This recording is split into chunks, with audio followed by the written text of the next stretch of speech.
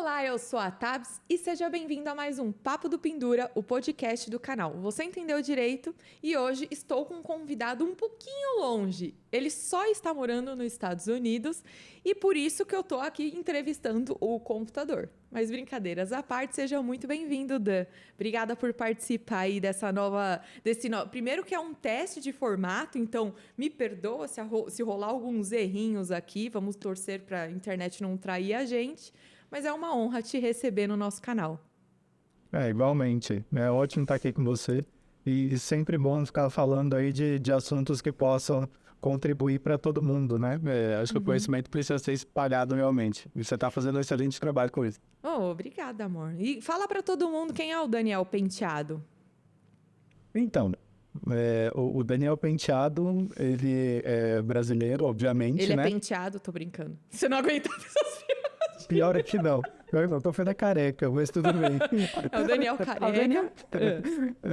Então, eu tô... enfim, minha formação é toda aí no Brasil, né? A maior parte dela, pelo menos. Sou formado como engenheiro agrônomo. Fiz MBA em gestão estratégica de negócios pela FGV.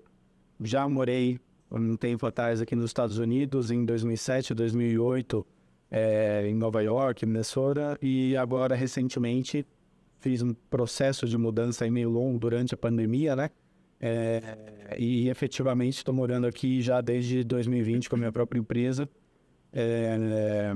na Flórida, próximo ao Boca Raton, aqui em Miami, no sul da Flórida. Chato. E estamos aí. E você abriu empresa do quê? Aqui não tem essa característica, né? Aqui, quando você abre uma empresa, você não precisa determinar do que é, né? Você pode colocar qual é o ramo de atividade, mas não te restringe nada. Então, a minha empresa é uma empresa de serviços, de consultoria, mas aqui, isso a gente pode conversar um pouco melhor, você não tem essa restrição. Então, de acordo com as licenças que você tem, você pode executar tarefas diferentes. Então, mas o seu diploma aqui do Brasil funciona aí. Você pode falar que você é um consultor de agronegócio.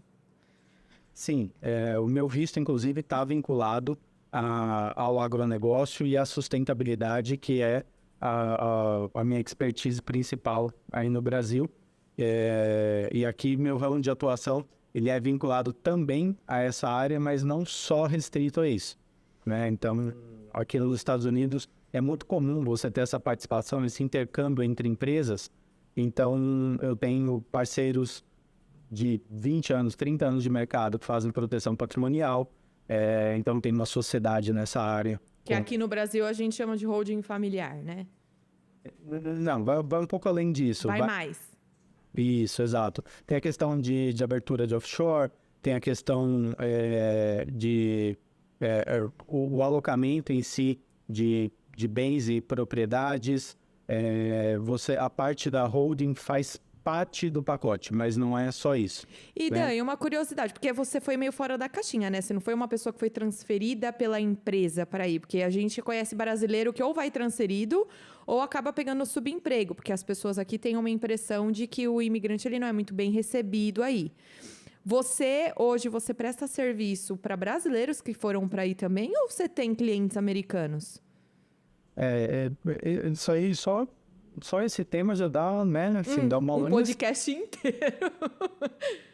Né, mas assim, a minha situação aqui, eu vim para cá já direto com um visto, a princípio temporário, e agora recentemente eu mudei ele para um visto definitivo de habilidades extraordinárias. O que é isso?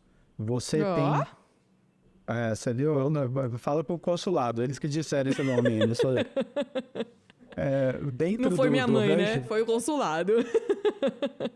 Dentro do range de vistos, você tem vários deles, né? Você tem temporário, você tem para pessoas qualificadas, para pessoas que têm habilidades específicas práticas, mas não necessariamente têm uma formação. Você tem diversas, uma infinidade muito grande. Você tem, como você falou, de uma empresa que transfere os seus profissionais, seus executivos. Então, tem uma gama muito grande. E por isso que realmente é importante, quando você olha para isso, olhar com cuidado, né? E não aquele negócio, não, meu primo falou, meu parente falou, então é só isso que dá, só dá para ir casando, sabe? Não dormir nesse barulho não, porque de verdade tem muitas alternativas. E o preço que você paga, no sentido de a qualidade que você acaba perdendo de imigração por ficar numa situação irregular, que seja por um determinado período, se você puder evitar, evita, né? Porque não é legal, sabe? A gente convive com muita gente aqui, né? Mas é que, Dan, não é todo mundo que tem uma qualificação profissional que consiga ser bem recebido desse jeito, né? E é por isso mesmo que eu falei, mas existem. Quando eu vim para cá a primeira vez, em 2007 e 2008, eu vim por um estágio remunerado dentro da minha graduação. E que são programas abertos. Você faz cadastro pela internet e você consegue. No meu caso, dentro da universidade, tinham pessoas que faziam esse agenciamento, vou chamar, né? Assim, que ajudavam nesse processo. Mas você teve que pagar para ir assim? O quanto você gasta não é muito além do que o que você gastaria para fazer Pra um viver visto de sozinho. turismo e vir para cá, entendeu? Entendi. Não tem nada de muito diferente. Porque as pessoas acham que é só, tipo, a galera privilegiada que consegue fazer isso, porque curso custa caro, é em dólar, né? Não, para você fazer isso já depois, né, na sua vida adulta, você vir trabalhando, enfim, aí realmente a conversa é outra.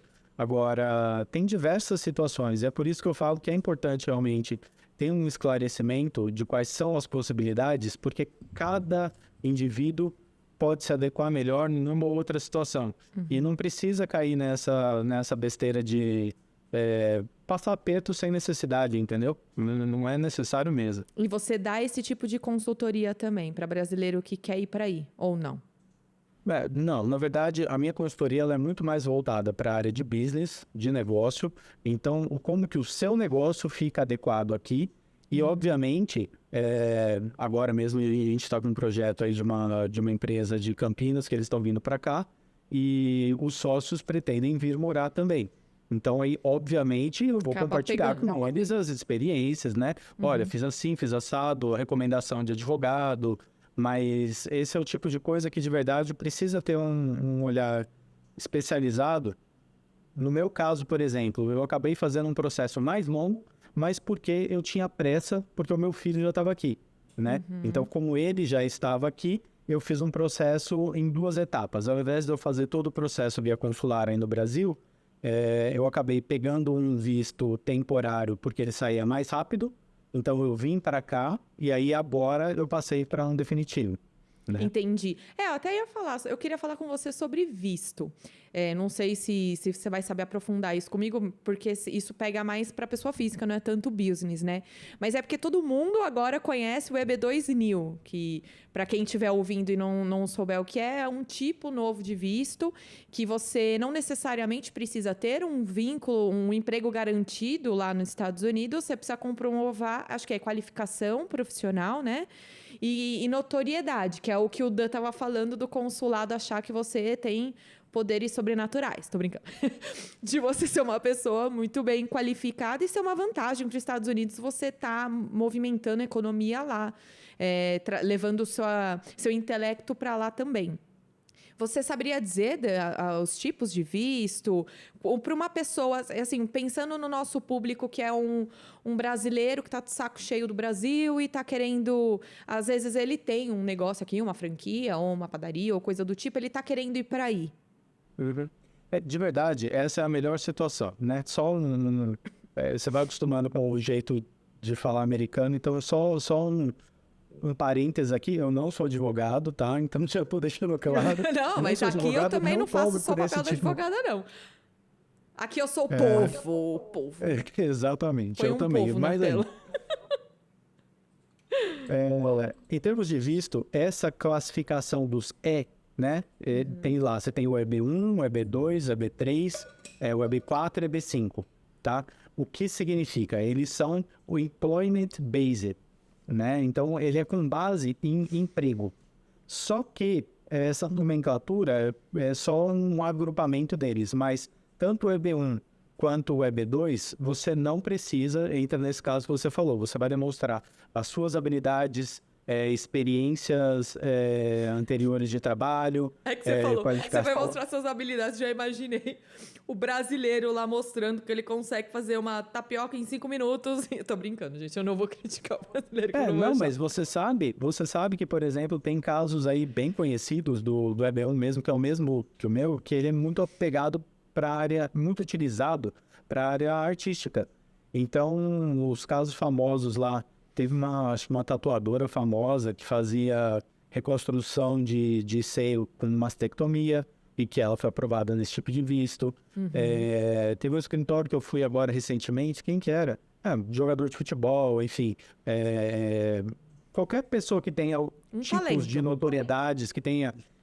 você consegue, de repente, enquadrar nesse, ou no EB2 NIL, ele é para habilidades especiais, que eles chamam, desde que você cumpra determinados critérios, né? Então, assim, você teve... Os critérios, tá escrito tudo lá no site da embaixada, tá? Eu não lembro exatamente, são 7 critérios, dos quais você tem que cumprir 3. Tem alguns critérios que eles são bem objetivos. Eu sei que tem que ter ensino superior, tem que mostrar notoriedade, publicidade, né? Se participou de artigos, revista, reportagem. Aí, ó, vamos levar você entendeu direito, eu vou levar os meus trocentos mil seguidores juntos, já pensou? Então, Do you understand me? E você, como advogado, sabe melhor do que eu. Essa construção do caso é super importante, né? E para isso que você acaba pagando mais ou menos, né? E toma cuidado com quem cobra muito menos, por essa construção do caso. É que nem registrar marca aqui, viu, Dan? Porque aqui, registro de marca no INPI também, qualquer um pode fazer. Só que tem aquelas pessoas que cobram barato e faz de qualquer jeito e fica voltando com 10 mil exigências e demora para o negócio ser registrado. E tem a galera que já sabe ali as manhas e faz um processo mais assertivo. É isso que você está falando, né? É melhor você pagar um pouquinho mais caro para alguém que vá de forma assertiva, sem te colocar nenhum risco, do que ficar se virando nessa de mandar o que você acha que vai colar, porque o governo aí é diferente do governo daqui, né? Então, e essas características é o que eu sempre tento trazer para... a minha consultoria é muito com base nisso, né? Vou trazer qual a realidade. Qual a realidade da situação aqui nos Estados Unidos? É completamente diferente da realidade no Brasil por diversos aspectos, principalmente porque o americano é diferente do brasileiro. Né? A linha de pensamento deles é muito mais direta, objetiva. Cumpre esse critério, cheque, acabou. Eu não quero saber se você, né, não importa. Ou não cumpriu, também é cruzinha ali. E é isso. Isso até para o mundo dos negócios, né, Dan? Aí, quando você vai falar com uma empresa de construção e empreiteiro, eu achei bizarro. Uma vez eu fui falar com um construtor que precisava reformar a casa de uma amiga minha, da Fernanda, que mora aí. E aí, é um cara que você contrata para janela. O outro cara você contrata para parede. O outro cara é para porta. Eles separam. Não é que nem aqui o brasileiro que o pedreiro sabe fazer tudo. Ele é pato, né? Na verdade, ele nada, voa e anda, mas nenhum direito, né? Assim, Pois é. Aí eles são mais aquela coisa das engrenagens, né? Cada um tem a sua função, por isso que o sistema todo funciona um pouquinho melhor. Sim, e isso também tem muito a ver com relação ao próprio conceito de responsabilidade que o pessoal tem aqui, né? Então, quando você faz essa determinada parte, você é responsável por aquilo. Então, deu um problema, se eles descobrirem, né? Se for averiguado que caiu a casa porque o problema estava na estruturação das janelas, é o cara da janela que vai ser responsabilizado. Entende? Né? Então, isso e essa seriedade que eu tento trazer o tempo todo para o pessoal. Né? Aquilo não é igual no Brasil, que, não, dá um jeito. Não tem jeito. Né? Se precisa de uma licença, tire essa licença. Porque você vai conseguir fazer o seu negócio sem essa licença. Então, assim, vamos deixar claro, você vai conseguir fazer. Só que, também, do mesmo jeito, é certo que em algum momento você vai ser pego. E no momento que você for pego, você vai pagar por todo o período isso é que diferente você... aí, né? Os órgãos de fiscalização, eles funcionam melhor do que aqui no Brasil. Com certeza. E assim, não vamos ser hipócritas, né? Nossa, não tem erro, não tem problema, de jeito nenhum, né? Seres tem humanos. falhas em qualquer lugar. Mas, no geral, pela própria cultura do povo americano, eles são muito mais sérios com esse tipo de coisa, né? Eu já dei consultoria aqui em empresa de construção civil mesmo. Para americanos. Para americana, empresa, exatamente, fazendo trabalhos em Miami, né? Nossa, que legal, no coração. porque eu nunca ouvi, tipo, um brasileiro falar que conseguiu trabalhar com os gringos aí e ter a credibilidade como se gringo fosse, né? Não tem, de verdade, Tabata. Não, isso é um grande, assim, é besteira, tá? Não é assim que Você funciona. não viveu isso aí. Eu nunca vivi, tá? Não posso dizer que ninguém possa ter vivido isso, mas puxando uma meia-culpa, né, para nós brasileiros, você chega aqui, você não fala a língua, você não se esforça para falar a língua, você se encosta só dentro de uma comunidade brasileira, que é onde você está confortável, a sensação de casa. Você, malemar, tenta arriscar um espanhol porque você acha que o portunhol é a mesma coisa. Poxa, como que você quer entrar para fazer uma reunião num ambiente de negócio com americanos e você... Não Se mostrar você não sabe se respeito, né? comunicar com ele, né? Não é respeito, porque Não, as acaba pessoas te mostrando respeitam. respeito, porque você mostra que você se importou pra estar preparado pra isso, né? Tem gente que acha que tem que me entender e pronto. Então, exatamente, né? Se você vem com essa visão, realmente daí você acaba ficando nessa classificação de sub, né? Subemprego, submoradia, sub. O que é desnecessário aqui, né? Eu sempre costumo brincar que, assim, entre ser muito pobre aí ou muito pobre aqui nos Estados Unidos, ainda é melhor ser muito pobre aqui, né? Porque você vai conseguir comer, você vai malemar ter um meio de transporte. Eu até ia falar, porque a esmola é em dólar, né? Mas eu não vi morador de rua aí. Mentira, em Miami Beach, a última vez que eu fui, eu fiquei bem triste com o estado que tava as ruas ali de noite, porque mudou muito. Lá tem um pouco, mas isso é muito mais concentrado nas grandes metrópoles, né? Então, em Miami você ainda tem uma quantidade, mas eu aqui um pouco mais para o norte, eu estou a 1 hora, 40 minutos de Miami, sem trânsito, né?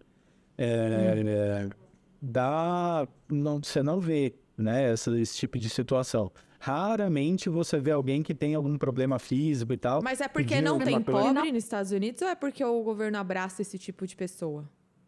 Você tem, eu acho que é um pouco dos dois, né? Não é que não tem pobre, isso é uma ilusão. Tem Pobre que eu muita falo é gente pobre extrema, tá, gente? Não é pobre igual o que eu julgo ser pobre. É pobreza, passar fome. Sim, exatamente. Tem sim, mas existe também muito suporte governamental, né? Então, realmente, os programas de governo para suporte de quem precisa são grandes mesmo, né? Desde saúde, que é uma coisa que também vivem falando um monte de abobrinha por aí, que, nossa, o SUS é tudo de bom, nos Estados Unidos o povo morre na frente do hospital porque vai... Não, você entra num hospital aqui, você vai ser atendido, né? Mas você vai sobrar sair uma com um conta de carnê 100 mil de... dólares, 200 mil É isso que eu ia dólares. falar. Você Só em- entra doente, sai vivo e falido. Assim. Só que você sabe qual é a vantagem disso? Que você sai vivo, né? Já não é uma grande vantagem. Tem que Já olhar o não é. lado bom das coisas. O que adianta? Você sair morto, mas sem dívida nenhuma. O que você prefere? Tipo Vai lá, isso. só tem essas duas opções. Não podia ter a terceira opção, né? Não, mas é porque eles falam isso aqui, que aqui tem a questão do convênio médico, e aí não tem tanto, né? Aí tem seguro pra tudo, mas eles não trabalham com rede Não, conveniada. Então, esse é que é o ponto. Existe sim. Existe o convênio médico. Piores, melhores do que os piores e melhores aí do Brasil. Então, existe a mesma coisa. Vai do seu bolso, né? E aí É entra- 100 mil reais por mês. Não, o pior é que não, tá? Sabe, assim, em termos de valores, né? Colocando até... e óbvio, isso muda, tem várias percepções, tá? Então, o que eu tô falando aqui é mais ou menos tudo no nível médio. Com 250, 350 dólares por mês, eu, na minha idade, tenho um seguro de saúde que eu não vou morrer em lugar nenhum, não vou sair com contas absurdas. A diferença que existe aqui, principalmente nessa questão de saúde, é que você tem os limites bem estabelecidos, né? Então, você até, sei lá, 1 milhão por ano em despesas médicas. ou você pode passar nessas redes de hospitais e naquela não. Então, existe uma diferenciação muito grande. E acho que praticamente todo plano aqui é coparticipativo. Então, você vai numa consulta, eu levei o Matheus numa consulta uns dias atrás aí, você paga $15. Mas isso já evita que a pessoa fique, não tem nada o que fazer, eu vou dar uma passadinha no médico para ver, né, tirar um raio-x da perna. Sim. Né? A cultura é diferente. Eu tenho uma amiga que morou, inclusive, na Alemanha, e ela falou que lá, assim como acredito que aí, as pessoas vão pro hospital quando elas estão praticamente morrendo. Uma febre, uma gripe, não é o suficiente para ir pro pronto atendimento. Exatamente. E principalmente quando você fala de hospital, porque não existe só hospital, né? Clínicas, Você, né, quando também. você vai no Brasil, a gente não tem o hábito, né? Assim, na verdade, as clínicas no Brasil, elas são muito mais elitizadas do que o próprio hospital, né? Aqui não. Aqui existem os urgent care, day care, med care, enfim. Tem milhões, inclusive, de redes de suporte, que eles são muito mais baratos, né? Então, uma consulta dessa daí num urgent care desse daí, você vai pagar $100, $150. Não é barato, mas ninguém vai morrer, né? Você tá com o pé quebrado, você vai lá com $150, você sai de lá com um gesso colocado no pé certo, do jeito certo. Não fala Né? assim. Ai, Que tá tiraram vendo, um gente? raio-x Isso direito. daí é o resultado de um brasileiro revoltado que foi para os Estados Unidos. E não O pior é que volta não, né? mais. O pior é que não, assim, eu fico com dó, pra ser muito sincero, né? Eu tive uma situação ok aí no Brasil, não podia reclamar não, e eu tinha acesso a bons hospitais, a boas condições, mas isso não muda o fato da gente ver as aberrações que tem por aí, né? Então, assim, não é muito... É complicado esse negócio, né? Ai, mas vamos mudar até de assunto, porque esse negócio de saúde e doença é triste. Falando de business, vamos supor que eu tenho isso de cultura. Eu vou fazer um exemplo que dá pra gente envolver isso de cultura que a gente tá falando, sobre hábitos serem diferentes, né, entre as pessoas. E aí a gente vê que um obstáculo não é só a fronteira e a legislação, e sim a aceitação daquela nação com aquele produto ou serviço que você quer vender. E dá para a gente falar também sobre esse processo de internacionalização de uma empresa, que é colocar essa empresa lá. Ela não vai virar global. Empresa global é diferente de uma empresa multinacional, que é diferente de uma outra classificação, e assim vai. Vamos supor que eu tenho uma fábrica de açaí, que foi até um tema que a gente estava conversando esses dias. Açaí aqui no Brasil funciona super bem. Como que eu vou saber se funciona super bem aí? Então, aí você tem alguns caminhos, tá? E eu tô vivendo essa situação agora com o açaí mesmo. O caminho correto para a gente ter um maior índice de assertividade, você primeiro faz um business plan do que é que você quer fazer. Você faz uma pesquisa de mercado anterior ou em paralelo a esse business plan para entender se o produto que você tem, ele realmente tem aceitação aqui nos Estados Unidos com as pessoas, né? Qual o seu público-alvo? Então, mas é um produto novo e ele é congelado. Como que eu vou fazer esse estudo? Você traz para cá, do mesmo jeito. Você vai fazer a amostra. Você tem as maneiras, né? A metodologia de pesquisa de mercado, ela ocorre de qualquer maneira em qualquer lugar. Mas eu não preciso ter uma licença para colocar esse alimento, ainda que seja de amostra e rodando? Então, é porque não é rodando. Eu não vou colocar no mercado e vou abrir. Uma grande ilusão que existe nisso daí também, né? Muita gente chega e fala assim, não, quero colocar, tem um açaí ótimo, quero vender no Walmart. Meu amigo, no teste pro Walmart, você está falando de mandar para cá uns 5, 6 containers. Você está falando de 60, 70, 80 toneladas de produto. Não, mas eu não posso levar um pote também e encostar ali no estacionamento de um outlet e dar uns copinhos para a galera experimentar. Aí é que tá. Enquanto pesquisa de mercado, não tem nada que te impeça a fazer esse tipo de coisa. Ah, é? Mas aí você também não tá falando de trazer um potinho, né? Agora mesmo, falando de um Não, caso tô real. falando de uma questão não burocrática mesmo, isso que eu te perguntei. Então, vamos lá, né? Você tem aí, em termos de regulamentação, você tem o FDA, que é quem regula as questões de alimentos e drogas em geral, né? Tipo Medicamento e tudo vigilância mais. sanitária aqui, não? Exatamente, é o equivalente da Anvisa. Quando você vai trazer um produto novo para cá, você precisa ter um cadastro, um registro no FDA. E para cada tipo de produto, você tem registro de cadastros diferentes. Quando é para teste, você tem inclusive algumas possibilidades de fazer isso com uma autorização, como que eu vou dizer, prévia, né? Uma autorização informal sem passar por todo o registro necessário para que o seu produto esteja aqui, né? Então, para fazer um teste pequeno, se o seu produto tem aceitação ou não, isso é bem factível de acontecer, né? Não tem grandes dificuldades. E como você citou, por exemplo, o açaí é um produto que já existe aqui. Então, não tem essa novidade toda como a gente imagina. Mas tem. Sabia. Hoje você acha no Walmart, você acha, tá? Não é bom, não. O que a gente tá trazendo é melhor, mas... Com certeza, porque eu sou viciada naquele açaí, meu Deus. Eu sei qual que vocês estão pensando em levar. O que tem aqui nos mercados, assim, no geral, eles são muito... Industrializados, como tudo aí no mercado. Né? Exatamente. Ele vem, né, com um potinho e tal. Exatamente. Né? Então, você tem de tudo quanto é coisa. E, Tabata, vamos falar a verdade, né? Os Estados Unidos é o maior mercado do mundo. Não tem mercado maior. É o point comercial do mundo. Ou seja, qualquer coisa que você quiser vender aqui, você vende, né? Tudo que o chinês inventa, ele vem vender aqui nos Estados Unidos, né? Então, assim, qualquer coisa vende. O quanto vai vender, o como vai vender, onde que você acha o seu público, o quanto vão pagar, é para isso que tem a pesquisa de mercado. E entendeu? até por isso também que uma das razões de daí ser o grande polo do consumo é a questão do governo não burocratizar essa entrada desses produtos, né? Que nem você está falando, eu posso levar, posso fazer uma amostra. Então, mas assim, a pessoa que quer levar, quer fazer a amostra, não adianta ela comprar uma viagem de turista e levar ele na mala. Não, ela precisa entrar em contato com uma consultoria. Como que funciona? Ou ela consegue fazer isso direto? Meu sócio costuma falar que o nosso maior competidor, mas assim, que na verdade não compete porque entrega outra coisa, é o primo, né? Então todo mundo vira e fala assim, não, porque eu tenho um primo que mora lá e ele falou, cara, se eu levar esse meu docinho aqui, eu vou arregaçar de vender, vou ficar rico. Legal, o seu primo, entendi. Né? O seu primo falou para você que você precisa ter uma empresa, se essa empresa vai ser uma LLC, se vai ser uma corporation, se vai ser uma S-Corp. Não falou. Ele falou que para você abrir uma empresa, não, ele já não falou que é muito fácil. Entra no site, abre a empresa em 5 minutos. Ele já te falou que para você abrir uma empresa em 5 minutos, você tem que ter Social Security?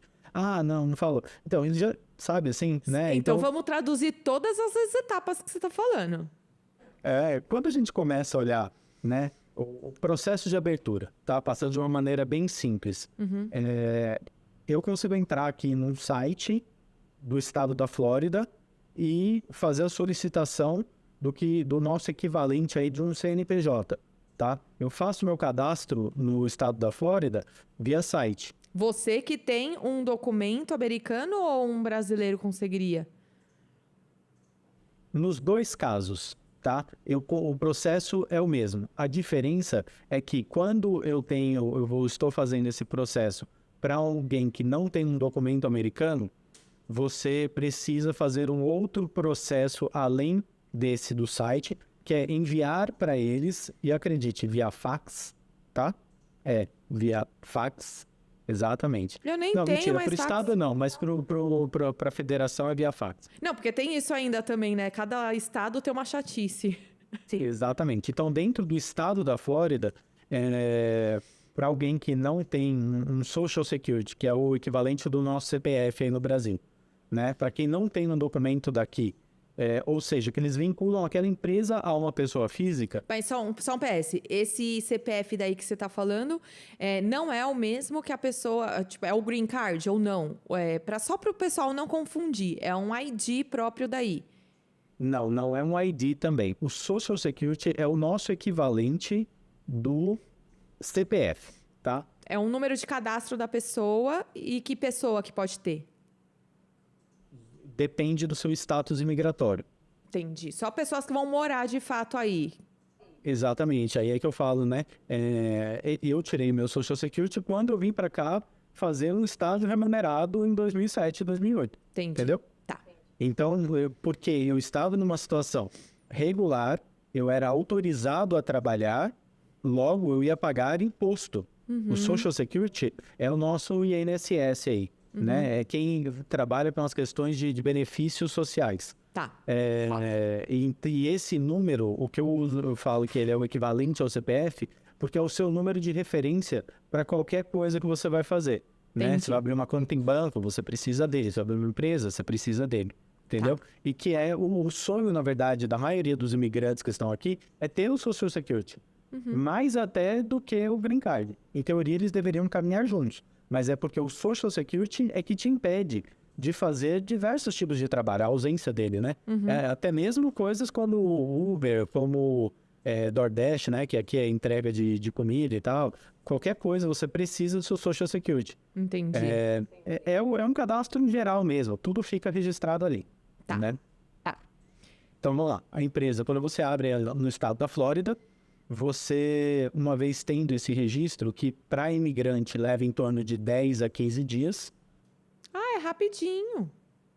Não, mas e o processo para tirar? Então... É demorado? Não, é Rapidinho. rápido. Eu faço o cadastro via internet e em 10 a 15 dias eu recebo um e-mail confirmando, olha, sua empresa está aberta, Ah, não, mas o número dela é e o esse. Social Security? Se eu dou entrada, Não, ele o demora? Social Security, o Social Security depende do seu status imigratório. Então, Mais não ou é menos, todo só mundo pra que ter uma pode noção. tirar.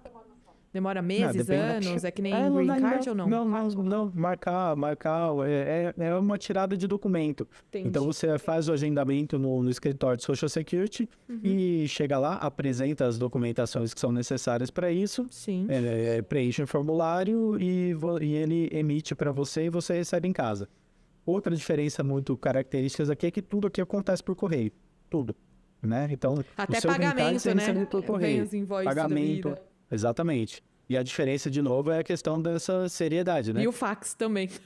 Gente, É, como pode? mas esse é um caso à parte, tá? Que a gente usa só para tirar sarro mesmo. Mas, assim, quando você olha para a questão do Social Security, até a Green Card e tal, ou pagamentos, por que isso tudo ocorre muito facilmente pelo correio? Porque é crime federal você abrir a caixa de correio de qualquer pessoa. Aqui também deveria ser, né? Quebra de sigilo, tudo mais, né? Mas... Aqui, se acontecer, você realmente vai preso pelo FBI, entendeu? É outro nível, né? Sim.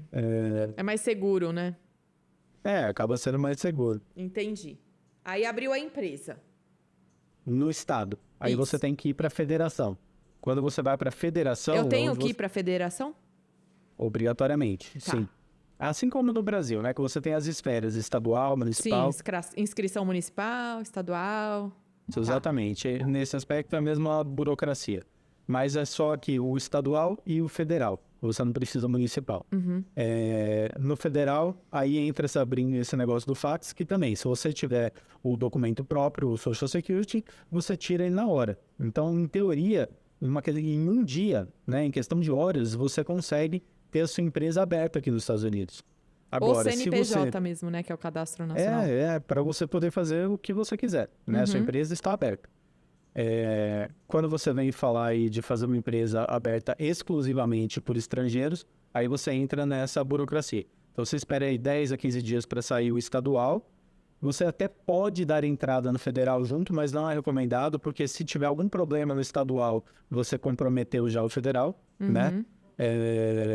E aí você vai para o federal, aí tem essa papagaiada aí, você manda um fax, aí eles têm 10 dias para processar o recebimento e depois mais 10 dias para mandar o documento. Então, vamos lá, no Entendi. prazo de um mês, você como estrangeiro deve ter a sua empresa aberta aqui nos Estados Unidos. Entendi. Puta, que interessante isso. E a gente falou em questão de tempo e custo.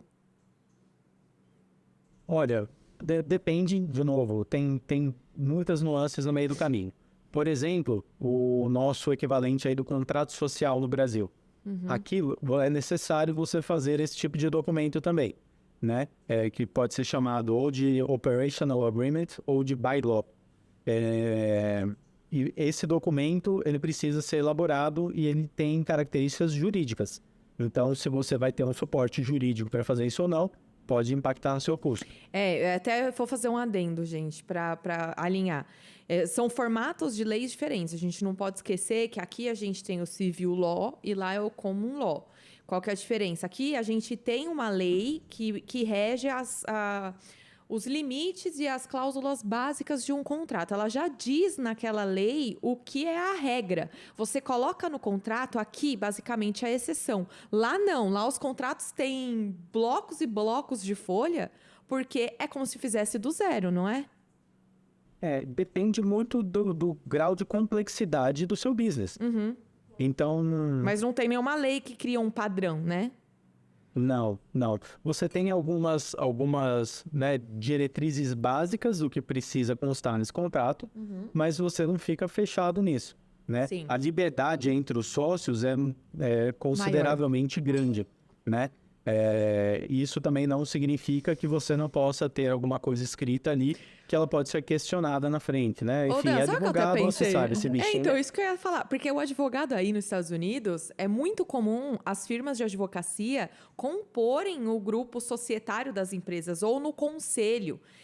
A firma de advocacia ou ela é sócia daquela empresa ou ela faz parte daquele conselho. E agora, parando para pensar, às vezes é porque eu acho que deve ser muito caro contratar só advogado, que é mais fácil internalizar e ele ganhar junto, não é? Exatamente. E o pior é que é verdade, é isso mesmo. Gente, vou largar Você o AB, fala vou aqui, tirar meu Tabata. bar. É bar ainda? Bar. Vou tirar meu bar e vou pra aí. Você tá falando facilmente aí de 200, a partir de $250 a hora pro estagiário júnior do júnior, sabe assim? Que vai levar aí quantas horas pra fazer o contrato? Do secretário júnior, você vai estar pagando isso daí, né? Advogado Mas tem de que imigração. ter assinatura com bar ou um paralegal, que é uma pessoa que não tem o bar, consegue fazer? Um contrato societário não precisa disso. Ele precisa estar redigido de acordo com algumas regras, né? Então, mas você não precisa de um advogado para fazer ele. Agora, eu quero que fazer nem algo aqui. específico, aí você precisa ter essa contratação, né? Tá.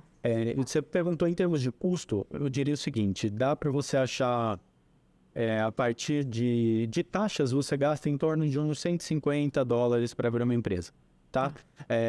De custo geral, 600 a $1.000 é o que geralmente as empresas cobram. Depende do nível de especialização do que é que você vai precisar para fazer isso. Tá. Né? E isso inclui todos os procedimentos. É que você falou que a maioria é online por correio, né? Porque aqui a gente tem uma coisa que é a taxa, outra coisa é o advogado que vai fazer o contrato, tem o despachante, tem o contador, tem isso e aquilo. Aí é unificado. Aqui você faz um contrato, literalmente, né? Esse documento é redigido, tá todo mundo de acordo, tanto o pessoal né, os sócios estão de acordo e aquilo está seguindo uma regra específica de estar dentro da lei, você toca o barco. Você vai seguir com a abertura da sua empresa, você vai fazer o que for necessário. Agora, se você quiser algo muito mais específico, que é o que entra a nossa consultoria, né? Um exemplo muito claro disso é o seguinte, dentro de uma sociedade comum, o que acontece com a empresa caso um dos sócios morra? Isso não fala, né? Ou no máximo, entra então no processo de herança. O que aqui nos Estados Unidos é extremamente caro, inclusive mais caro do que é no Brasil, né? Então, se você deixar para cair num processo de herança, ele é caro e demorado. Entendi. Então, a gente já recomenda que dentro do seu estatuto, né? Dentro do seu documento de constituição, você já tenha determinado quais serão as regras. Aqui entra o costume do holding familiar. Só quando é holding familiar que eles colocam de sucessão dentro do contrato social. Aqui numa empresa normalmente não tem. Tem assim, se os herdeiros vão poder entrar no quadro societário ou não. E se não puderem entrar, como vai ser feita a apuração daquela cota, né? Tipo, vai ter um balanço de tantos meses e tá. E aí, você diz que aí pode ser mais específico ainda. Você pode colocar o que você tem dentro da holding familiar, você consegue colocar isso de uma maneira já dentro do seu contrato, né? Você pode fazer também essa estrutura para ficar ainda mais protegido de uma empresa guarda-chuva com outras empresas embaixo dela. É a holding, né? Mas é a holding. Tá. Mas não necessariamente. né? Ô Dan, mas e se eu quero levar um produto para aí e eu não quero ter toda essa dor de cabeça ou meu nome tá sujo, eu sei que eu não vou conseguir abrir, porque as pessoas têm isso na cabeça, né? Tipo, nome sujo eu não consigo fazer mais nada da vida. Que mais ou menos é assim aqui no Brasil, né? Aí eu não sei como funciona. Mas aí fala assim, eu não quero abrir empresa, eu não vou mudar para lá. Aí tem tem empresas aí que fazem esse tipo de ponte. Então, sim, mas aí Não você tô está falando fazendo um de comércio. CNPJ fantasma, tá, gente? Tô falando só de intermediadores. Então, é porque é justamente isso. Daí, então, seria eu, dentro da minha empresa, compro um produto no Brasil e revendo ele aqui. E isso é extremamente comum, né? Não tem segredo nenhum. Desde que você consiga exportar, eu consigo importar e faço a comercialização. Mas aí entra o regramento tributário de importação e exportação. Se é uma empresa aqui que expande e abocanha o comércio americano, já foge um pouco dessas regras de exportação e importação, né? Não é nem só isso. Você faz receita em dólar, né? Porque se eu for pagar para alguém, eu vou negociar em real, né? Eu estou comprando em real, eu vou pagar em real. Né? E você não tem nada a ver com quanto eu vou vender, a margem que eu vou ter aqui nos Estados Unidos. Sim. Agora, se você internacionaliza, você vem para cá com o seu produto, com o seu serviço, aí você que está fazendo essa receita em dólar. Independente, inclusive, do seu status imigratório, né? É bom deixar isso claro, você não precisa ser cidadão ou estar sequer morando aqui nos Estados Unidos para ter um negócio aqui, né? Isso é desnecessário. Mas você tem a possibilidade de fazer essa receita em dólar, de ter uma renda passiva, muitas vezes, a depender do tipo de negócio. Então, mas é que você falou, você não precisa morar nos Estados Unidos. Então, se eu tenho uma empresa aqui, eu não quero abrir uma empresa aí, eu quero abocanhar, eu quero internacionalizar a minha empresa. E eu não quero morar aí. Como que funciona o sistema burocrático aí? É denso ou não tem burocracia? Em termos de abertura de empresa, não foge nada do que eu acabei de falar. Só não vai precisar do security. Você já não precisa, né? Para abrir uma empresa, você já não precisa. Sim. E são coisas diferentes você trazer a sua empresa. Eu quero abrir um escritório da minha empresa Tabata S.A. brasileira para os Estados Unidos. Aí você não consegue com essa facilidade. Aí existe um processo específico para você trazer uma empresa de outro país ser uma filial aqui nos Estados Unidos. Agora, abrir uma empresa e essas duas serem suas, não tem problema nenhum, né? É o caminho mais prático, mais rápido e que, a não ser que seja uma empresa muito grande, esse é o caminho que a gente sempre recomenda, né? Mesmo que vá ficar 2 centros... Porque, de qualquer forma, vão ser 2 centros de custo e tudo mais. Mas como que fica essa questão de declaração, essa parte parte tributária? O faturamento daí, ele é incorporado com o faturamento daqui ou não tem nada a ver? É como se fossem 2 empresas? Como funciona? Vamos lá, você tem primeiro a questão da apuração, né? Só falando brevemente da questão tributária, até porque não é exatamente minha especialidade, mas no estado da Flórida, você tem o sales tax, a taxa por venda, ela é paga obrigatoriamente pelo cliente. Então, isso não é algo que você computa na sua... Mas não é tipo o nosso ICMS? Ou só tem esse imposto na venda do produto? Não, só tem esse imposto na venda de produto. Só um imposto, é 7% e ele acabou. é taxado na hora da venda. Então, eu vendi algo por $100, o cliente paga 107. Acabou. Não sai nada. Dos meus $100, eu enfio inteiro no meu bolso. E aí não tem mais nada? Aí você vai para o federal. Aqui na Flórida, especificamente, não tem imposto estadual. Somente esse de venda, que quem paga é o cliente. Então, no estado da Flórida, ele não vai te cobrar nenhum tipo de tributação. Deixa eu só fazer um paralelo para o pessoal. O que ele está falando é assim, é a mesma coisa aqui. A gente tem o ICMS e o ISS. O ISS é municipal. O ICMS é estadual. Isso, que é produto e serviço. O que ele está falando é o imposto federal, que aqui no nosso caso a gente tem uma carga tributária um pouquinho pesada, que aí vai muito do enquadramento tributário, né? Se é simples nacional, se é lucro real e etc. Como funciona aí? Aqui é muito mais simples do que isso, né? Quando você olha para o imposto federal, depender do tipo de empresa que você tem, ele tem uma tabela progressiva também, ele vai de 15% a 30% ou 35%, se não me engano, mas ele é muito mais simplificado. Olhando para o estado da Flórida, basicamente, quando eu abro uma empresa aqui, uma LLC, que é o nosso limitado aí no Brasil, tá? Essa empresa limitada, ela vai transferir no final do ano, né, fiscal, a receita dela, o que foi gerado ali dentro, transfere para a pessoa física, para os sócios, obrigatoriamente. Anual. E aí eu pago anual. E aí eu pago imposto na minha pessoa física. Imposto de renda. Para o federal. O imposto de renda. Então, é isso que eu vou ser tributado. Aqui a gente tem essa divisão entre pró-labore e distribuição de lucros. Distribuição de lucros aqui é isento.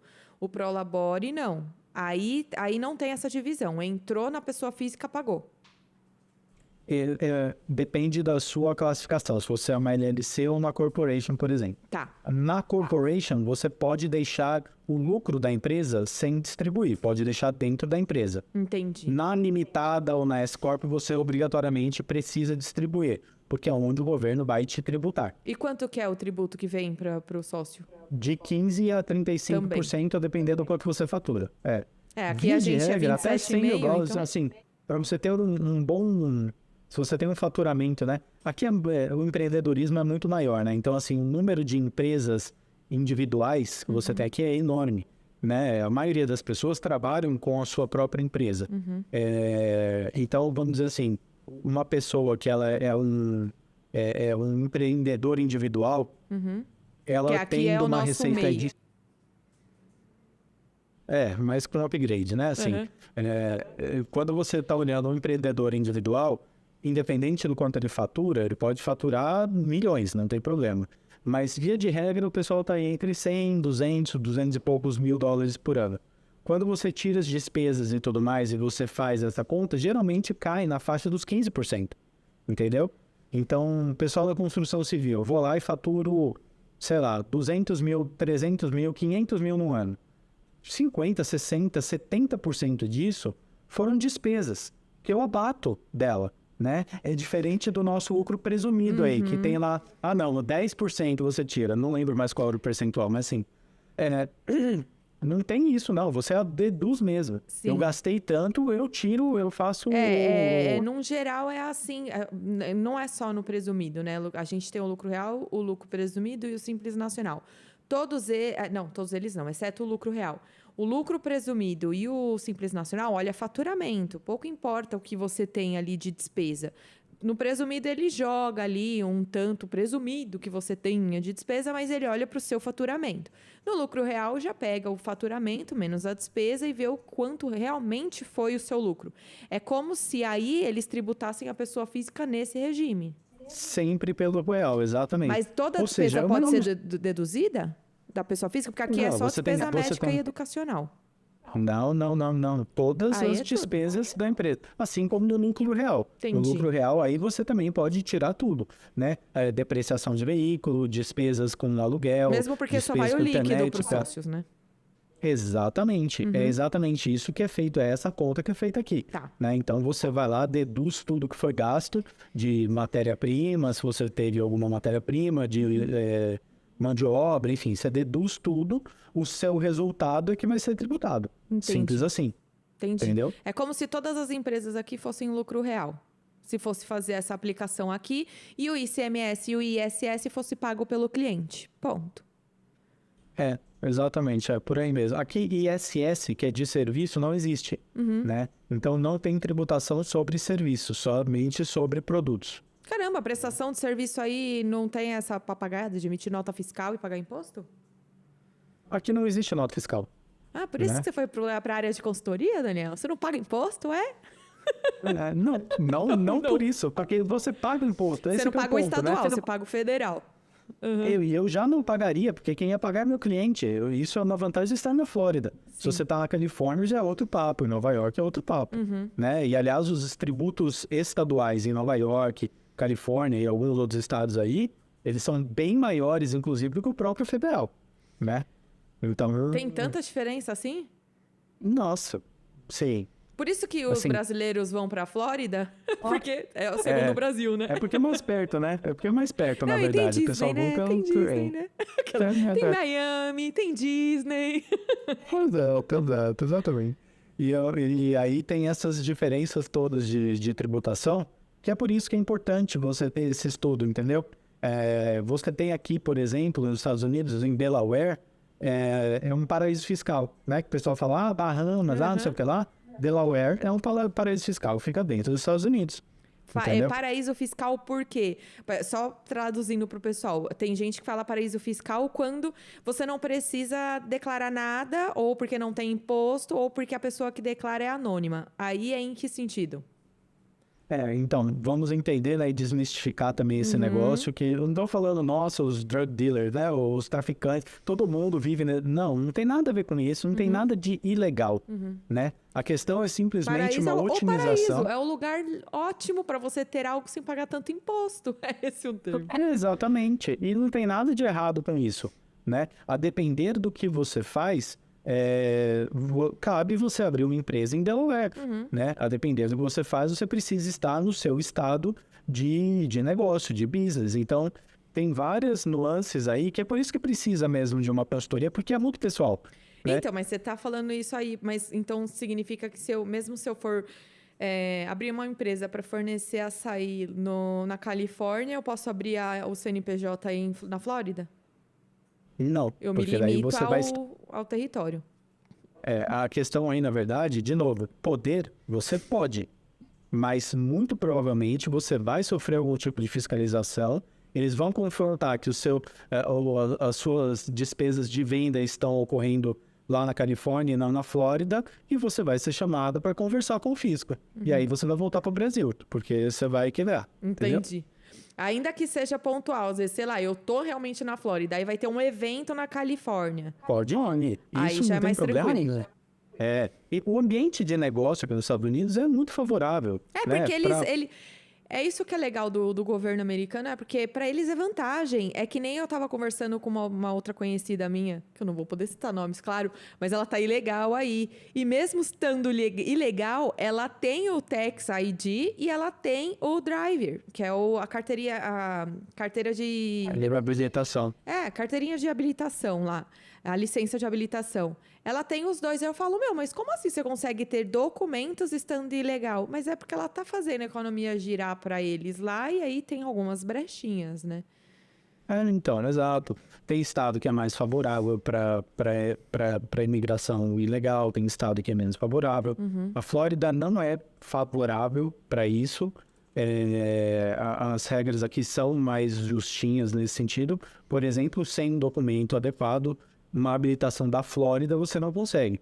E se você dirige, tem no seu Eu acho carro que o daqui da driver Flórida... dela é da Califórnia e ela mora na Flórida. Exatamente. Nova York, tem alguns outros estados aí, acho que Boston também, que eles permitem que você tenha habilitação dos Estados Unidos, mesmo não tendo documento. Que não é o caso da Flórida. Entendi. Né? A Flórida ela é mais restrita. Dan, e para fechar o assunto da empresa, a gente estava falando sobre tipo societário também. A gente já falou de enquadramento tributário, que ficou muito incrível, muito redondinho. Obrigada por trazer esse conhecimento para a gente. Mas em relação a tipo societário, porque aqui a gente no Brasil tem a SCP e a SPE, que é o tipo societário específico, que geralmente abrem para a construção de um prédio, que depois vai se extinguir e vai virar um condomínio.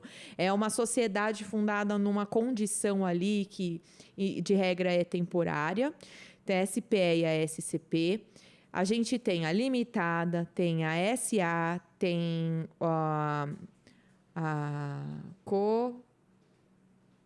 sumiu da minha cabeça.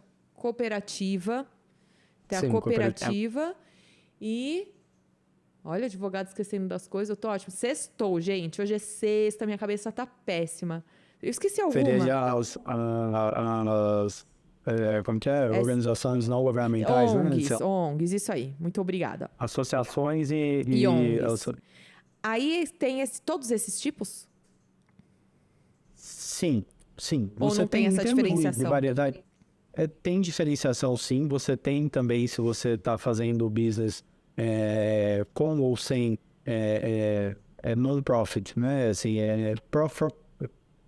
for-profit or non-profit, que eles chamam. Então, assim, se é com objetivos lucrativos, né? Tipo, ONG lucrativos não ou é... sem. Fins lucrativos Exatamente. que a gente fala aqui. Fins lucrativos, isso, perdão. Então, você ele tem tá muito essa... americano, ele esquece até os termos em português. Você tem Eu tô aqui, essa classificação. então... Você tem essa classificação, você tem também as cooperativas, você tem também as associações, que elas podem ou não ser com fins ou sem fins lucrativos. Em termos de possibilidades, não muda muito do que é aí no Brasil. Tá. A questão é a simplicidade, né? Então, aí no Brasil, o que geralmente uma empresa pequena, média, ela é uma limitada, aqui é uma LLC. Só que a diferença é que numa limitada, aí você entra no regime tributário, que eles não são os mais favoráveis, os mais inteligentes. Ao passo que aqui, você tem todos os benefícios que você teria de uma empresa, de uma SA aí no Brasil, né? E aqui é muito favorável também para você, por exemplo, fazer o famoso IPO, né? Que é para isso que você tem as SAs, né? Para poder, então, comercializar as suas ações em banca na bolsa, né? Enfim, falando de maneira até traduzindo para o pessoal, é abrir o capital social para acionistas terceiros. O IPO é a primeira rodada de negociações para ver o quanto vai valer a sua ação. Exatamente. Aqui, o que diferencia uma LLC para uma S-Corp para uma Corporation é o quantos sócios você pode ter ali dentro ou como você pode abrir, né? Então, uma LLC, no geral, você tem uma participação societária, um percentual, não é share, e você tem até 100 sócios. Quando você parte aí para uma S-Corp, você já entra numa regra intermediária entre um ou outro, que você amplia muito isso e você pode distribuir share, pode distribuir ações, ao invés de ser uma participação societária.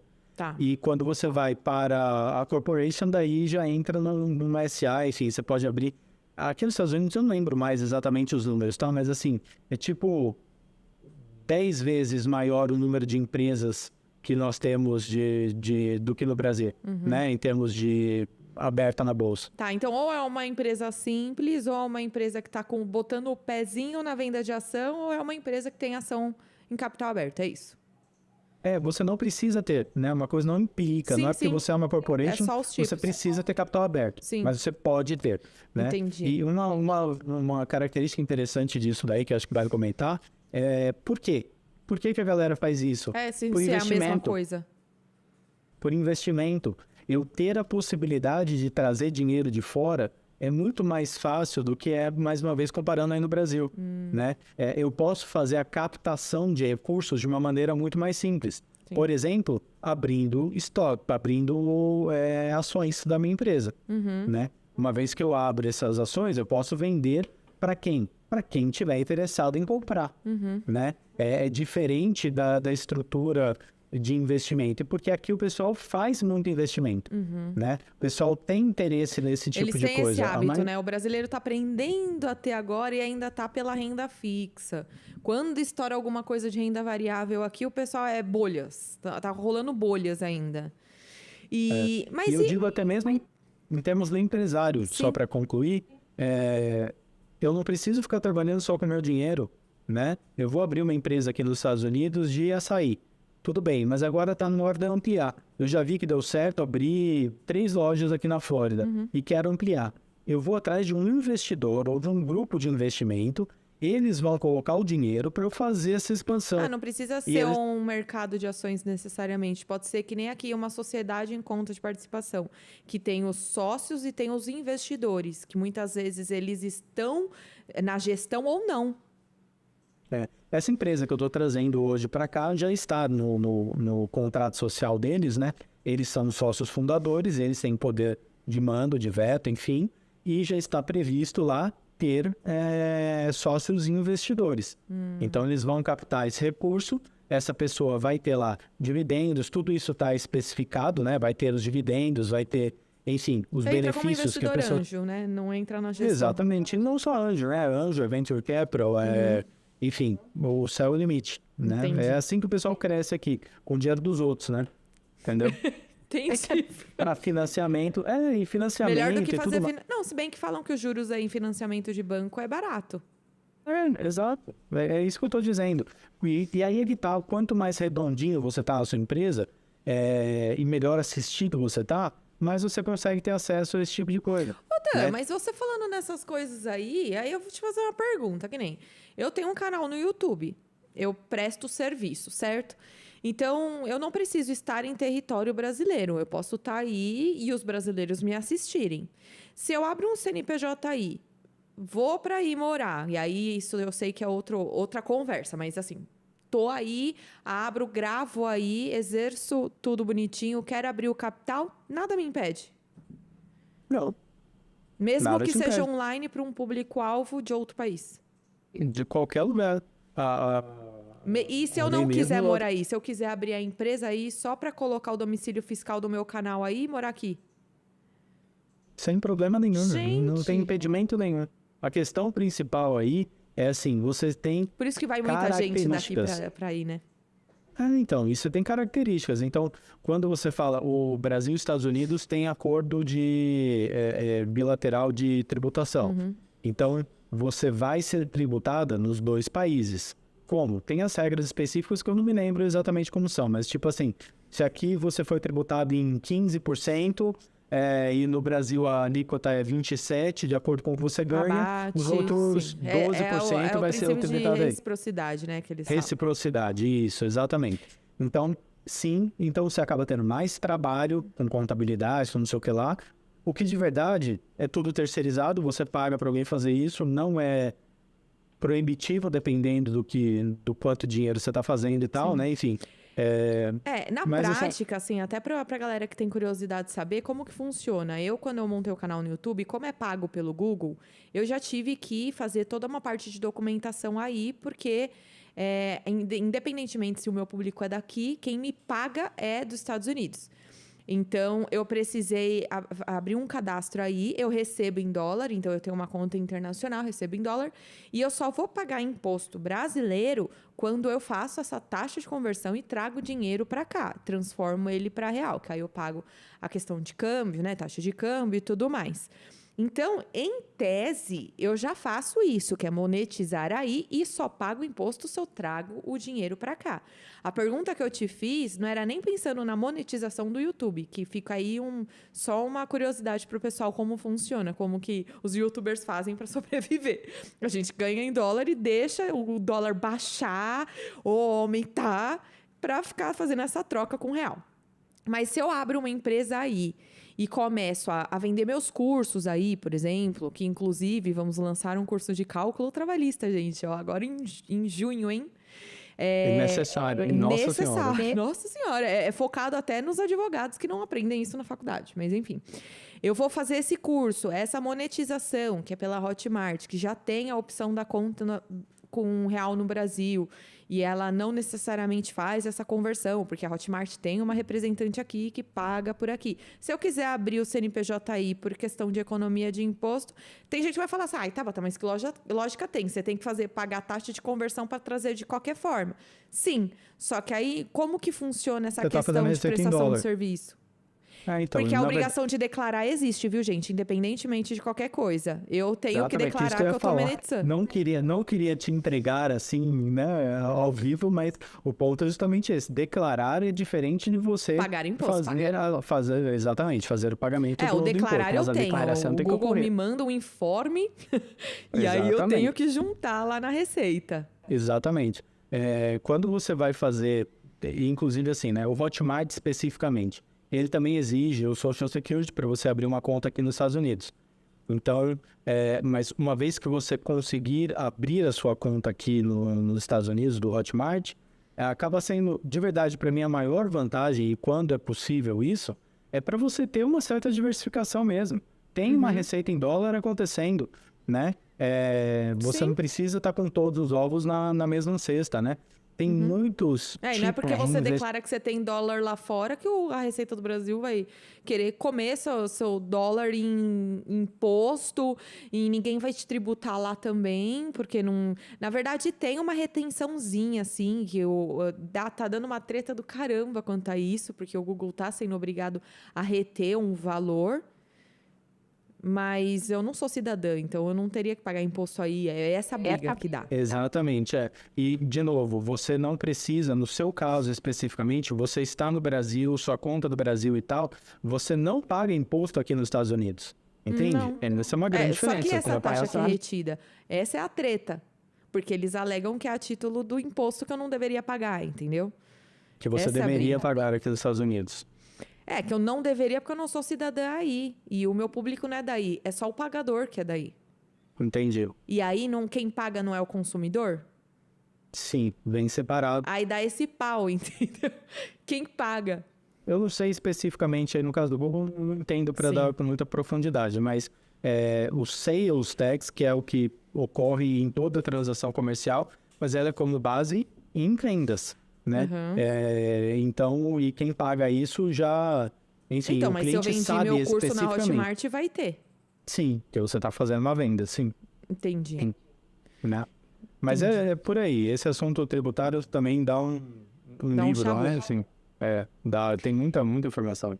Mas é legal o pessoal entender que, assim, apesar da alíquota, do percentual e de como é cobrado ser diferente, a sistemática é basicamente a mesma. São os mesmos tipos societários, são os mesmos enquadramentos tributários, os tipos, né? A sistemática só, que é o que muda tudo, né? Que é aquele detalhe, trocar sal por açúcar, eles se parecem, mas muda totalmente o gosto da coisa. É o que acontece aí e aqui, né? Essa diferenciação. E agora, puxando até de gancho por uma polêmica. Posso puxar? Você já fechou o assunto? Isso daí de PJ, que você falou, de empreendedor individual e tal, como que funciona aqui? Porque aqui chove MEI, chove Eireli ou empresa unipessoal, PJ para o fenômeno pejotização, que é tentar fugir do vínculo trabalhista. Aí tem isso? Então, acho que vale alguns comentários aí, tá? Aqui, quando você tem... Usar a terminologia daqui.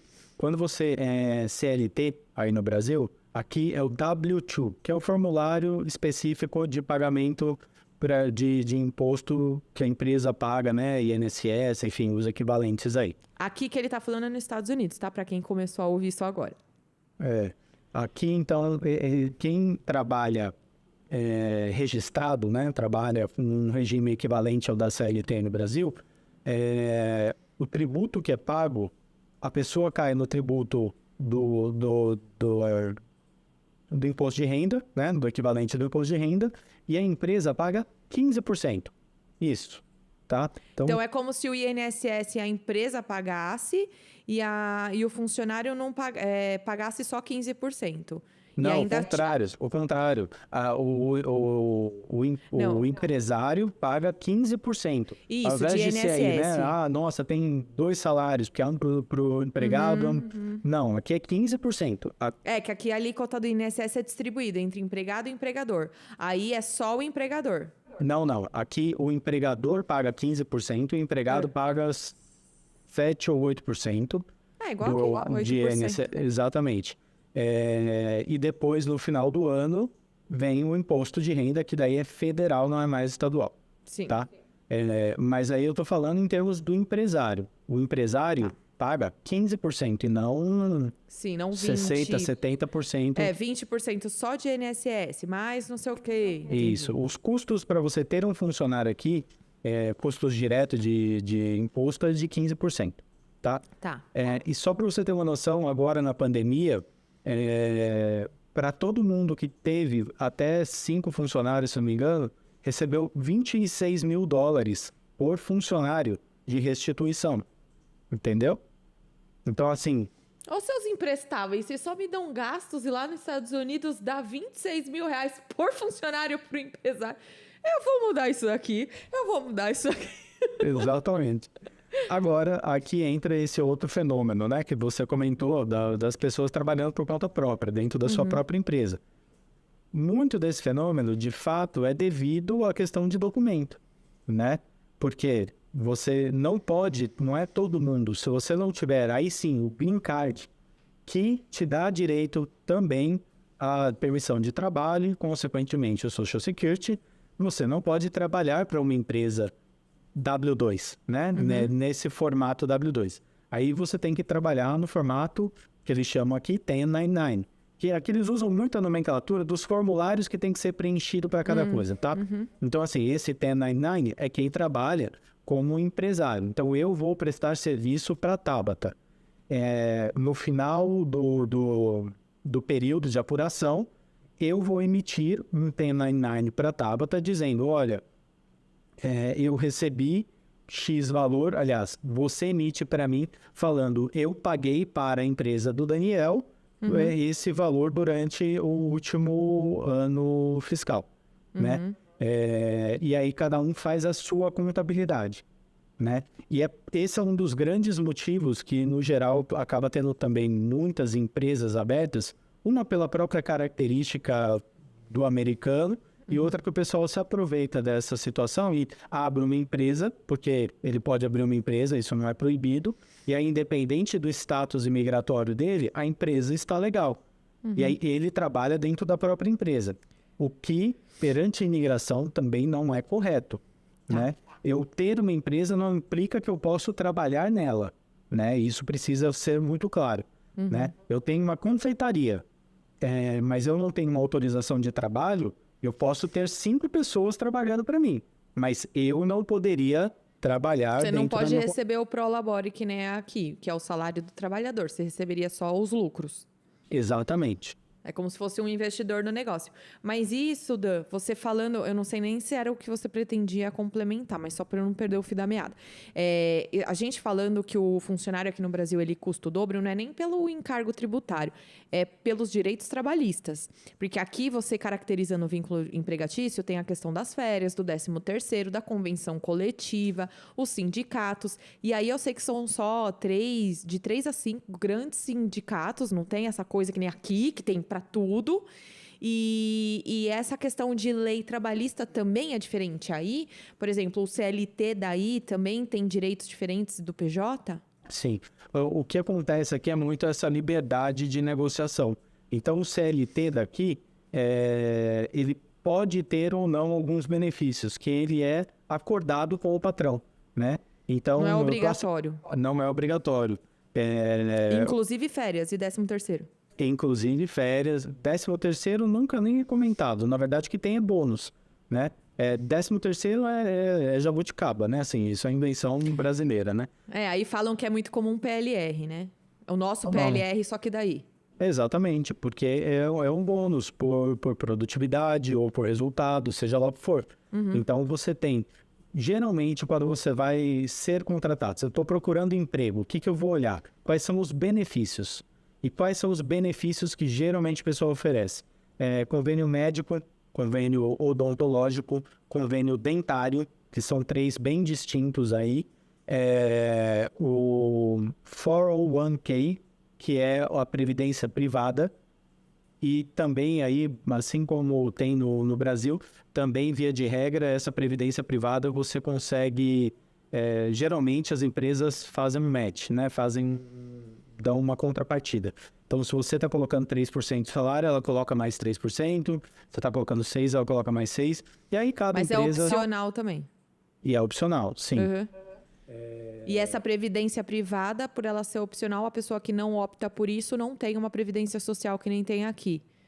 Com aqueles 15% que a empresa paga. Tá, entendi. Tem o Social Security, que é a aposentadoria, como é o nosso INSS aí no Brasil. Auxílio doença, licença maternidade. Auxílio-desemprego, tudo isso. É a mesma coisa. Ocorre do mesmo jeito, exatamente. Seguridade social. Maternidade depende, acho que, do estado, não tenho certeza. Mas desemprego, no geral, isso tudo eu acho que depende de estado, não é minha expertise, tá? Mas se não me engano, tudo isso depende meio que de estado, mas é meio padrão. O que deve depender é prazo, valor. Valor. Eu sei que na Califórnia, por exemplo, isso aconteceu com uma prima minha. Durante a pandemia, ela estava trabalhando num lugar antes da pandemia. Sei lá, ela ganhava 3,5 Aí, durante a pandemia, foi mandada embora, ela estava recebendo 3. Aí ela recebeu uma proposta depois para voltar por 2,5. Ué, eu tô recebendo 3 sem fazer nada, por que eu vou voltar por 2,5? Mas eles limitam o prazo de pagamento aí? Então, daí durante a pandemia teve suas diferenças e tal, né? Sim. Enfim, no geral tem limite sim. Tá. Tem algumas regras semelhantes à do Brasil, que de acordo com o tempo de contribuição, você tem determinado tipo de parcelas e aí por diante, né? Mas tem suas variações aí também no Entendi. contexto todo. No geral, eu diria que assim, é bem mais simples, e quando você trabalha para alguma empresa, varia muito da empresa. E como aqui você, também historicamente, você tem um nível de desemprego muito baixo, as empresas ficam atrás de você para você ser contratado. Entendi. Então, elas oferecem mais e mais benefícios para você. Então, aí os direitos trabalhistas são só os benefícios mesmo. Na verdade, eles são benefícios, né? Não tem direitos trabalhistas, não tem... Direito trabalhista, via de regra, é a aposentadoria e o seguro-desemprego. Que, na verdade, não é nenhum direito trabalhista, é um direito previdenciário, né? Não é o empregador que vai pagar isso, é a Previdência. Ele tem obrigatoriedade só de recolhimento. Tem fundo de garantia? Não. Não tem nada disso. Isso tudo E, acaba sendo e o PJ concentrado não pode ter forma benefícios? Ué, como assim? Você falou que a diferença do CLT para o PJ é que o CLT ele pode abocanhar em alguma série de benefícios e o PJ não pode? É como o caso daí do Brasil. Você está me contratando, eu combino os termos com você. E geralmente Entendi. eu prefiro minha parte em dinheiro. A única diferença é que não tem essa questão da Você vai abrir uma seguridade. conta de poupança para mim, para depositar um pseudo FGTS lá, né? Não Sim. tem isso, né? Então você Entendi. acaba convertendo isso daí no seu bolso. Só E não aí tem a entra questão da outra previdência parte. social, né? Sim, e aí entra outra parte que eu estou começando a trabalhar agora, que é fazer um trabalho mais de perto com esse pessoal, para que eles também consigam ter a sua proteção patrimonial. Porque aqui você tem vários tipos de seguro de vida e tal, que você tem, você consegue melhorar essa sua situação de risco, né? Então você tem seguro de vida que você recebe caso você tenha um câncer, você tenha alguma doença grave, você recebe um valor grande percentual daquilo dali. Aqui a Prudential trouxe esse formato de seguro de vida aí, que não necessariamente é a vida da pessoa, mas eu faço, por exemplo, o seguro da minha garganta, que eu trabalho com a minha voz, sou tagarela pra caramba. Se amanhã ou depois eu fico sem voz, fico impossibilitada de trabalhar, eu ganho uma licencinha e um auxílio, um benefício, enfim. Não, aqui o que eu tô dizendo tem seguro para tudo aqui, então também tem esse tipo de seguro, mas o que eu tô dizendo é alguma coisa mais prática. Eu sou marceneiro. E então o trabalho depende totalmente do meu dia a dia ali, né? Se eu cair de cama, tô perdido, não tenho renda. Você pode fazer um seguro de vida que em caso de morte, a sua família, seus beneficiários vão receber. Sim. Ou em caso de uma doença ou uma impossibilidade de trabalhar. Você ganha. Sim. Fui diagnosticado com câncer. E aí, então, eu não consigo receber até 80%, 70% desse valor sem ter morrido, obviamente. Né? Essa modalidade tem eu falo da Prudential porque foi a única que eu cheguei a dar uma olhada em valores, mas agora o Brasil está começando a ficar abertinho para esse tipo de sistemática. É que, infelizmente, as nossas leis ainda deixam como obrigatórias muitas coisas que na nossa cultura, eu vou arriscar dizer, Daniel, que são necessárias também, porque os empresários, eles têm uma carga tributária e burocrática tão grande que por onde eles conseguirem cortar, eles vão cortar. E aí, tudo aquilo que não for obrigatório, eles vão cortar. E aí vai ficando inviável, sabe? É diferente do americano aí. Não, na verdade, não é diferente. Eu acho que a diferença está na conjuntura do país. É isso aí. Porque imagina, se você precisa contratar alguém e você pode contratar por 10, por que você vai pagar 15? Agora, aqui, eu não tô achando ninguém para contratar por 10, então eu vou tentar pagar 12. Exato, não conseguir pagar 12, eu vou pagar 15, né? Lei da demanda e oferta, né? Então é por isso que eu particularmente sou mais a favor de uma economia mais liberal nesse sentido, para você deixar que o mercado ocorra, né? Nesse sentido, eu acho que faz muito... Porque assim, uma coisa é uma cobra, é aquele símbolo que a cobra cobre o próprio rabo. Porque nessa situação, o empreendedor ele pensa 10 mil vezes antes de contratar alguém, fomenta o desemprego e aí vira uma roda ali. foi, né, típico disso é o que aconteceu na pandemia, né? No Brasil, nossa, segura, né? Você teve casos dentro de casa, segura aí o pessoal, ano ali parado. Pô, eu vou quebrar. E aí, como é que eu faço? Mas se eu demitir, o sindicato não deixa. Ou outra, eu vou pagar os tubos aqui para fazer a rescisão de todo mundo. Aqui o pessoal falou, ó, gente, desculpa, mas não dá mais. Tudo bem, cada um passou o seu aperto, foi lá, teve loja que fechou, teve loja que não fechou, enfim, passou o auge do problema, começou a voltar um pouquinho ao normal. Gente, funcionário, você ainda está liberado? Volta a trabalhar comigo. Na hora, entendeu? Na semana seguinte, o funcionário está trabalhando. Aliás, aqui a contratação ocorre no dia, via de regra, né? Isso é uma coisa importante deixar claro também, os tempos, né? Tanto para contratação, quanto para fechar negócio, quanto para alugar imóvel, seja business ou seja residencial. As coisas aqui acontecem no dia. Você viu, gostou? Fecha, porque no dia seguinte provavelmente não está mais lá à disposição. Entendi. E a questão dos sindicatos aí, eles não interferem, eles estão lá como associações, como clubes. No geral, deveria ser não, ali, né? então, no geral a gente não escuta muito falar não, tá? Eu, pelo menos no meu dia a dia, eu não costumo escutar muito essa questão de sindicato nem nada, ou como que eles... Não tem muito bravo com isso, não. Eu sei que tem sindicato de transportes, isso tem sindicato, não sei quais são os outros não, mas assim, acho que deve haver questões muito específicas em regiões específicas, né? Não é generalizado. Ai, eu tinha um monte de curiosidade para tirar, mas o Paulo já fez um sinalzinho que a gente tem que caminhar para o fim aqui. E meu Deus, eu tenho tanta curiosidade. A gente vai ter que marcar um round 2 aí. Então, se você gostou do papo com o Daniel, já comenta, fala, eu queria que você tivesse falado de tal coisa. Que a gente marca de novo, né, Dan? Nesse formato ainda é mais fácil ainda. E pode passar meu contato para o pessoal aí também, quem tiver interesse em tirar alguma dúvida mais específica, pode colocar também. Fala quais são os seus arrobas, Dan. Como que eles te acham? Eu estou no Instagram com Daniel.penteado _. O da empresa que é complexo, acho que é melhor você escrever aí, né? Porque o nome que tem gente que ouve o podcast pelo Spotify, é mais fácil você soletrar. Orchard 33 LLC. Orchard você soletra ORCHARD, o número 33 LLC. Para quem estiver vendo a gente no YouTube, a gente vai deixar o arrobinha na descrição, que é mais fácil. Mas para a galera que ouve Spotify, tem muita gente que ouve a gente indo para o trabalho, aí não tem como anotar. Então, depois dá uma fuçada, entre em contato se você tiver interesse com alguma coisa. O Dan, ele sempre é muito solícito. É uma graça, a gente se conhece já faz muito tempo, né? Bastante, né? É um amor que vai além da profissão, mas não deixa de ser uma honra receber o Dan profissional aqui para falar de muita coisa. Tinha tantas outras coisas, o cara manja de sustentabilidade, agora tá em alta aqui ESG, né, que fala? ESG. ESG, que envolve um pouco mais de compliance, que é a área que eu gosto, enfim, a gente tinha que marcar de novo ainda. Tem vários projetos aí acontecendo. Recentemente teve um projeto que eu participei, teve uma premiação, inclusive pelo Roberto Carlos, na Amazônia. A gente está fazendo um trabalho legal lá, bem pesado, com a LCPM. O Robertão.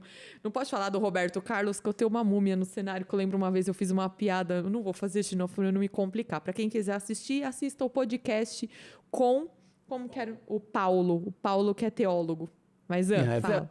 E esse projeto é feito com a United Earth, que é uma entidade do Marcus Nobel, que é neto do fundador do Prêmio Nobel.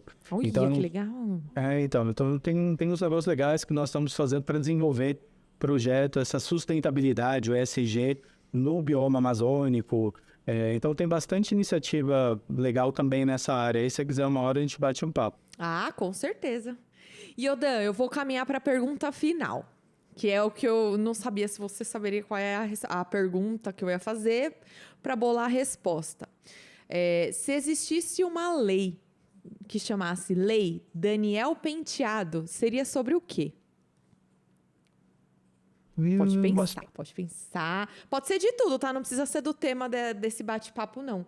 Eu já vou pegando. Eu vou te mostrar também. Olha que gracinha. Pena que você não tá aqui. Mas eu vou mandar pra você por correio ou por fax, né? Que você falou que funciona as coisas aí por fax. Eu não tenho fax, não. Eu tenho que terceirizar esse serviço. Eu vou mandar. A gente tem um baú no cenário, ó. Ah, que legal. Que é do nosso tesouro. É temático de pendura, de boteco, de pendurar a conta. Que hoje a gente não teve a conta pendurada em ninguém, porque tá à distância, né? É perecível, não dá pra eu mandar pra você, senão eu mandava. E aqui dentro é o meu baú de tesouro. Então, dentro daqui eu tenho um tecido. Deixa eu te mostrar enquanto você vai pensando. Vai pensando aí. Posso ir falando já? Pode. Ah, já sabe? Assim? Já. Eu acho que eu faria uma lei obrigando, né, fazer valer que esses políticos todos que a gente tem por aí, eles realmente cumprissem o papel deles, né? Que é olhar para a população e começar com as coisas de base, né? Então, fazer realmente trazer educação para o povo, que é a primeira coisa, né? É o primordial para todo mundo conseguir pensar por conta própria e tomar as suas decisões de forma consciente. Que eu acho que mais importante do que posicionamento é a consciência, né? Não faz, na minha opinião, pelo menos não faz diferença se você é de direita, de esquerda, de centro. O que faz diferença é o quanto de consciência você tem na sua tomada de decisão e quem, para a gente poder decidir quem está lá fazendo acontecer, né, e colocando leis e enfiando goela abaixo, que fossem coisas realmente para benefício, né, de quem está aqui na base, né, quem está pagando essa conta, inclusive. Né? Eu acho que seria alguma coisa meio por aí, né? Talvez tornar mais rígida essa questão da política? Eu não sei se é política, porque seria muito mais uma questão... que entra a parte hoje, para a gente corrigir, seria assim, né? Penalizar muito quem está fazendo as besteiras que estão fazendo aí, para que a gente conseguisse simplesmente fazer valer, né? Então, assim, o meu foco seria definitivamente na educação, né? Para que as pessoas conseguissem desenvolver as suas capacidades na plenitude. Porque senão não tem como, não consegue. Não adianta nada você ter democracia com pessoas que não sabem votar, né? Ela não sabe escolher, né? Sim. É a revolução do bicho. Então seria uma revolução política, a lei do Daniel. Seja política. Acho que mais de educação. Tá bom, de educação. Olha, o nosso pano. Pega uma caneta e assina aí à distância. Que legal, rabisca a sua tela. Eu queria tanto essa assinatura. Rabisca a tela. Rabisca a tela aqui, assim, ó. Eu vou rabiscar a tela aqui, ó. Pronto, isso aí. Assina. Mas depois a gente manda, eu coloco, você me manda um fax, eu coloco ele lá no fax, ele imprime a sua assinatura. Ou então me passa o código do seu IP, eu coloco aqui. Dan, queria tanto que você estivesse aqui para pegar na sua mãozinha, dizer que foi uma honra te receber aqui de coração. Foi ótimo. Vou até devolver o pano aqui. Eu tenho uma lembrancinha para você que, se Deus quiser, em breve eu te faço uma visitinha. Ótimo, isso mesmo. Não vejo a hora de fazer uma viagem. Eu vou te levar, ó. É um chaveiro do Papo do Pendura. Uma lembrancinha para os nossos convidados. Ótimo, muito obrigado. Então, eu vou fazer o sacrifício de ir para os Estados Unidos, Miami, Boca Raton, Fort Lauderdale, tem um monte de lugar que eu amo por aí. Exato. Eu tenho amigos em Destin, em Baton Rouge. Ai, que vontade de ir para aí. Enfim.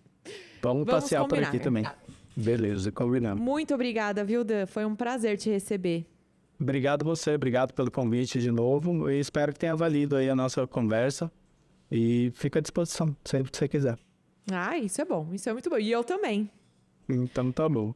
Gente, muito obrigada pela audiência. Siga a gente no Instagram, no TikTok, no YouTube. Nas redes sociais é ved.oficial. No YouTube, você entendeu direito? E no Spotify, o nome do nosso podcast, Papo do Pendura. Até mais.